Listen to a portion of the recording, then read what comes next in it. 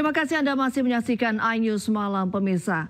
Sekjen PDIP yang merupakan terdakwa kasus dugaan korupsi pergantian antar waktu anggota DPR untuk Harun Masiku, Hasto Kristianto menyebut persidangan yang dijalaninya merupakan daur ulang proses pengadilan yang telah berkekuatan hukum tetap. Menurut Hasto tak ada fakta baru yang dihadirkan KPK.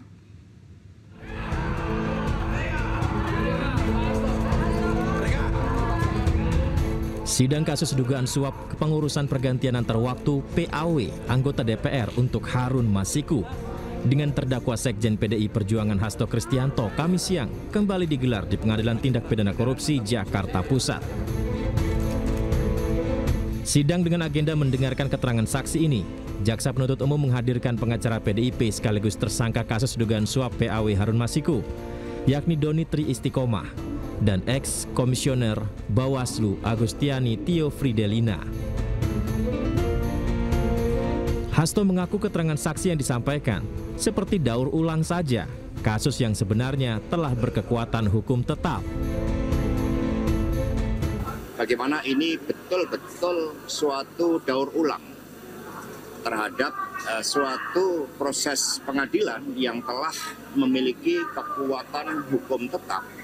Dan kemudian diproses kembali segala sesuatunya dari awal. Padahal di dalam putusan pengadilan tersebut terhadap terdakwa Wahyu Setiawan, Saiful Bakri dan juga Agustian Tio, itu semua sudah jelas fakta-fakta hukumnya.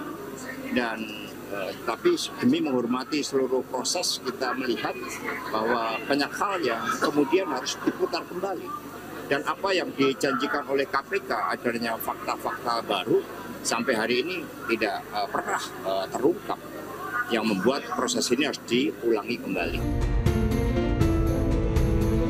Sementara seorang saksi lain, Saiful Bahri, yang merupakan mantan terpidana kasus suap Harun Masiku, tidak hadir di agenda sidang kali ini.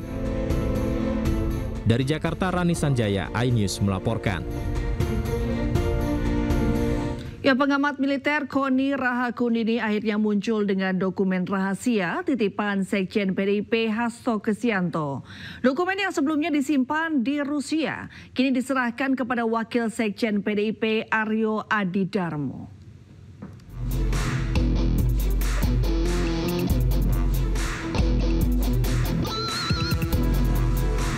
Pengamat militer Koni Rahakundini Bakri menyerahkan dokumen dan video rahasia yang dititipkan Sekjen PDI Perjuangan Hasto Kristianto.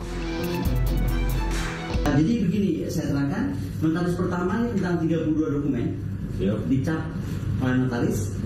Notaris kedua adalah ini notaris Rusia ya, Mas? Rusia, maksudnya Rusia. Nanti diterangkan aja ada. Nah, yang ini dokumen tambahan. Jadi total dokumen pada saya itu 37. Yang paling mengerikan untuk saya nomor 16. Karena itu hubungan dengan Kapolri. Dan nomor 7. Bagaimana PDIP mau dibubarkan, dihancurkan. Nah, itu aja. Kalau saya merasa ketipan, saya deg-degan dengan 2 dokumen itu. Yang lain kan tentang apa korupsi, apa itu. Nah, ini ya ada tanda tangan notaris juga. Nah, kemudian selain dokumen itu saya dititipkan video. Dan ini video ini saya harus serahkan juga kepada Adi. Kalau soal nanya bentuknya apa? Bentuknya ini flash disk. Tidak ada saya copy ini semua. Saya ada perjanjian dengan Mas Hasto, tidak boleh saya edarkan dan lain-lain, apalagi mengcopy. Nah, kalau ditanya kenapa saya serahkan sekarang ke Pak Adi, Pak Adi saya sejak Mas Hasto di dalam saya nggak bisa kontak. Bagaimana saya punya akses? Kedua, Ibu bilang sama saya untuk tidak boleh bicara sama sekali. Jadi untuk apa saya pegang dokumen? Yang ketiga ini yang paling penting. Mas Adi, ini kontrak dari kampus saya, St. Petersburg University, kan? Tanggal 10 Maret. Saya itu diangkat menjadi highly qualified specialist. Kelas saya itu Perdana Menteri. Yang dapat gelar seperti ini saya Perdana Menteri. Nah, ini ditandatangani oleh saya, ya, dan kontrak saya di Rusia sampai 26 Februari 2028. Ini kampus apa Mbak namanya? St. Petersburg State University. Ini langsung di bawah Kremlin. Ini capnya, ini penantangannya. Jadi saya memang akhirnya harus menetap di Rusia dan mungkin menjadi warga negara daripada di sini lihat. Begitu Mas Adi. Jadi tolong sampaikan kepada Sekjen, saya terima kasih dipercaya, tetapi saya sudah harus menyerahkan kepada, kan kita waktu diserahkan saya ada di sini. Jadi di soal ini. Wah, sehat sukses. Terima kasih. Udah semua kan? Aman udah. Oke. Usai menyerahkan dokumen-dokumen tersebut, Koni Bakri meminta KPK untuk segera menandatangani surat pemanggilan dan penersangkaan seseorang. Tim Liputan iNews melaporkan. Ya pemirsa, antusiasme tinggi ditunjukkan warga Jakarta dalam mendaftar sebagai petugas penanganan prasarana dan sarana umum atau PPSU. Kemarin warga memadati Balai Kota untuk mengikuti proses pendaftaran.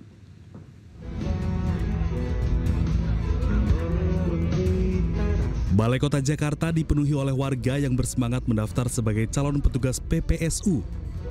Mereka datang dari berbagai wilayah membawa berkas persyaratan.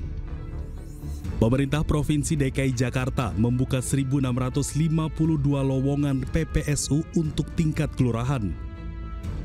Selain itu, gaji PPSU Jakarta tahun 2025 menyesuaikan upah minimum Provinsi Jakarta, yakni sekitar 5,3 juta rupiah.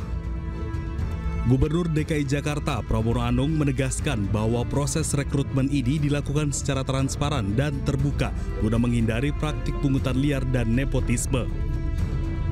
Selain itu, Pramono juga menyatakan bahwa penetapan petugas PPSU harus dilaporkan dalam rapat yang dihadiri oleh gubernur dan wakil gubernur untuk memastikan keterbukaan.